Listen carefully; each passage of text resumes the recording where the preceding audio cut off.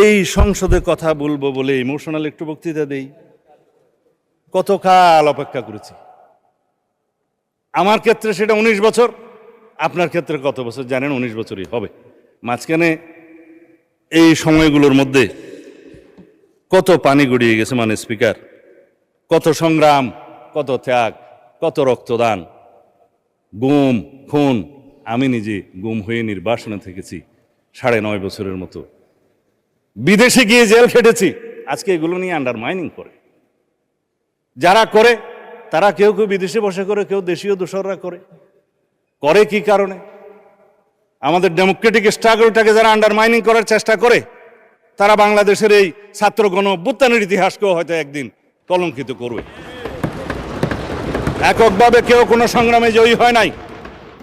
2024-এর ছাত্র গণ অভ্যুত্থানের ভিত্তি সোপান একদিনে নির্মিত হয় নাই।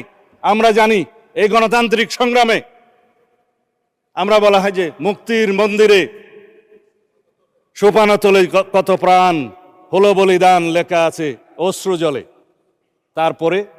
তারপরে কি আছে মানে স্পিকার, যারা স্বর্গগত তারা আজও জানে যে স্বর্গ থেকে প্রিয় মাতৃভূমি।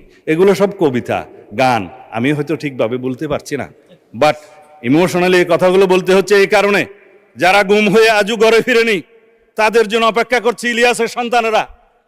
তার সঙ্গিনী এখনো বাতায়ন খুলে বসে থাকে তার স্বামী কোনোদিন আসবে বলে। আমরা তাদের কাছে কি জবাব দেব?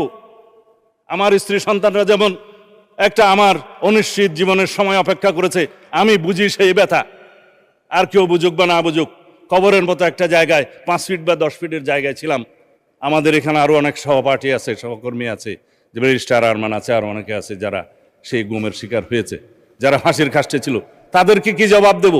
আসুন আমরা এমন একটা বাংলাদেশ বিনির্মাণ করি যার প্রত্যাশা আমাদের শহীদরা করেছেন, যার আকাঙ্ক্ষা আমরা করেছি, যার আকাঙ্ক্ষার 71-এর শহীদরা করেছেন। এখন 2024-এর বিষয়ে আমার তরুণ বন্ধু সংসদ মাননীয় চিফ হুইপ বিরোধী দলের বলেছেন, আমি কিছু পয়েন্ট নোট করেছিলাম, আমার সৌভাগ্য হয়েছিল তার বক্তৃতা শোনার। আমি অ্যাপ্রিসিয়েট করি, আমরা এমন পার্লামেন্টারিয়ানদেরকে চাই যারা ভবিষ্যতে এই পার্লামেন্টকে লিড করবে, গ্রোমিং হবে।